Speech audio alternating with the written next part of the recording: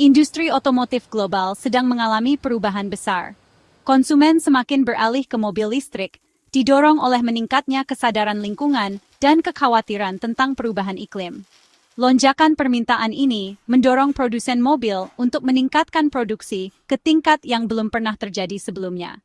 Transisi ke mobilitas listrik didorong oleh sejumlah faktor. Pemerintah di seluruh dunia menerapkan peraturan emisi yang lebih ketat dan menawarkan insentif untuk mendorong adopsi mobil listrik. Bersamaan dengan itu, kemajuan teknologi baterai memperluas jangkauan berkendara dan mengurangi biaya, menjadikan mobil listrik pilihan yang lebih praktis dan menarik bagi lebih banyak konsumen. Pergeseran global menuju mobilitas listrik ini bukannya tanpa tantangan. Peningkatan pesat dalam produksi mobil listrik menyebabkan persaingan ketat di antara produsen mobil, yang mengakibatkan perang harga yang membentuk kembali lanskap otomotif. Thailand, pusat otomotif utama di Asia Tenggara, berada di garis depan revolusi mobil listrik ini. Negara ini telah lama dikenal sebagai pusat produksi kendaraan konvensional. Tetapi sekarang, dengan meningkatnya permintaan global untuk kendaraan ramah lingkungan, Thailand beralih ke produksi mobil listrik dengan cepat. Namun, adopsi mobil listrik yang cepat di negara tersebut telah menyebabkan fenomena menarik perang harga besar-besaran. Dealer mobil di seluruh negeri berlomba-lomba untuk menawarkan harga terbaik kepada konsumen, yang mengakibatkan penurunan harga yang signifikan. Karena produsen meningkatkan produksi untuk memenuhi permintaan yang melonjak, pasar menjadi semakin jenuh, memaksa perusahaan untuk memangkas harga agar tetap kompetitif. Ini tidak hanya berlaku untuk produsen lokal, tetapi juga untuk pemain internasional yang ingin mendapatkan pijakan di pasar Thailand. Produsen mobil Cina, khususnya, telah mengadopsi strategi penetapan harga yang agresif, membanjiri pasar Thailand dengan mobil listrik yang terjangkau. Mereka melihat peluang besar di pasar yang berkembang pesat ini dan tidak ragu untuk memanfaatkan keunggulan biaya produksi mereka. GAC, misalnya, telah memangkas harga Ion Y Plus-nya sebesar 166.000 baht, sekitar $5.000, menjadikannya pilihan yang lebih menarik bagi konsumen yang beranggaran terbatas. Langkah ini tidak hanya meningkatkan penjualan mereka, tetapi juga menekan pesaing untuk menyesuaikan harga mereka. Great Wall Motor, produsen mobil Cina lainnya, telah mengikuti jejaknya, memotong harga Ora Good Cat-nya sebesar 270.000 baht, sekitar $8.100. Ini menunjukkan betapa seriusnya mereka dalam memenangkan hati konsumen Thailand. Penurunan harga drastis ini memberi tekanan besar pada produsen mobil lain yang beroperasi di Thailand, memaksa mereka untuk mempertimbangkan kembali strategi penetapan harga mereka agar tidak kehilangan pangsa pasar. Dengan persaingan yang semakin ketat, konsumen Thailand kini memiliki lebih banyak pilihan dan keuntungan dari harga yang lebih rendah, menjadikan pasar mobil listrik di Thailand salah satu yang paling dinamis di dunia.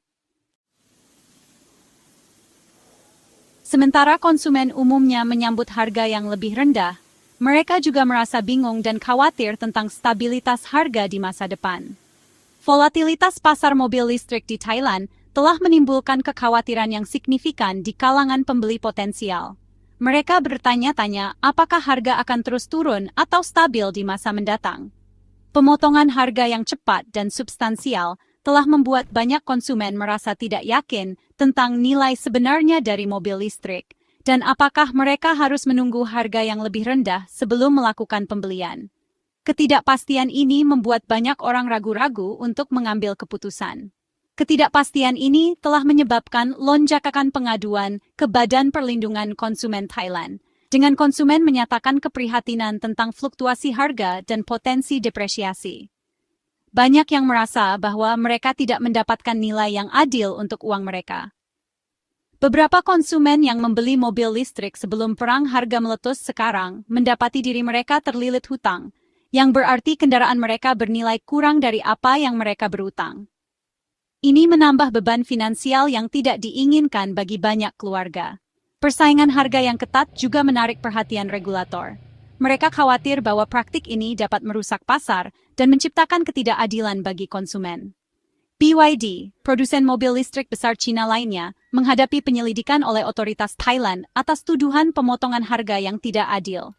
Ini menunjukkan betapa seriusnya masalah ini di mata regulator. Namun, penyelidikan tersebut membebaskan BYD dari kesalahan apapun, menyimpulkan bahwa diskon perusahaan berada dalam batas persaingan yang sehat.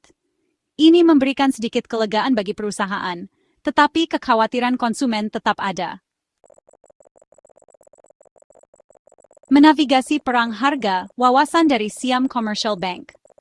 Untuk memahami dinamika pasar yang berkembang ini, kita beralih ke Tita Fekanont, seorang pakar dari Siam Commercial Bank, salah satu lembaga keuangan terkemuka di Thailand. Fekanont percaya bahwa perang harga antara mobil listrik dan mobil konvensional di Thailand akan berkepanjangan dan agresif, berpotensi menyebabkan harga yang lebih rendah untuk kendaraan bermesin pembakaran juga. Perang harga ini bisa jadi sangat panjang, agresif, dan semakin meluas, Fekanont memperingatkan. Dia mengaitkan persaingan sengit ini dengan masuknya produsen mobil listrik Cina, yang memanfaatkan keunggulan biaya mereka untuk mendapatkan pijakan di pasar Asia Tenggara. Analisis Fekanont menggarisbawahi tantangan dan peluang yang dihadirkan oleh revolusi mobil listrik.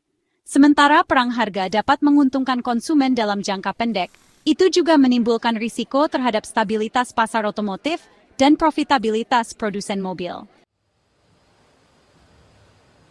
Respons strategis Thailand terhadap perang harga mobil listrik.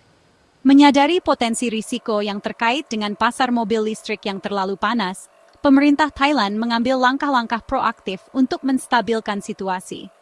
Badan Koordinasi Penanaman Modal, sebuah badan pemerintah yang bertanggung jawab untuk mempromosikan investasi, secara aktif mendorong produsen mobil listrik untuk mengekspor kendaraan mereka ke negara lain. Dengan mempromosikan ekspor, pemerintah Thailand bertujuan untuk mengurangi kelebihan pasokan mobil listrik di pasar domestik, sehingga mengurangi tekanan penurunan harga. Strategi ini juga sejalan dengan ambisi Thailand untuk menjadi pusat regional untuk produksi dan ekspor mobil listrik.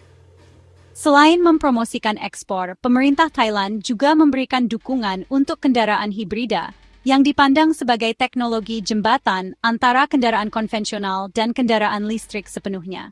Dukungan ini termasuk insentif keuangan bagi konsumen dan investasi dalam infrastruktur kendaraan hibrida. Lanskap global, medan pertempuran harga mobil listrik Cina. Perang harga yang terjadi di Thailand bukanlah fenomena yang terisolasi. Ini adalah bagian dari tren global yang lebih besar, di mana pasar mobil listrik di seluruh dunia mengalami persaingan yang semakin ketat. Cina, pasar mobil listrik terbesar di dunia, juga mengalami persaingan harga yang ketat.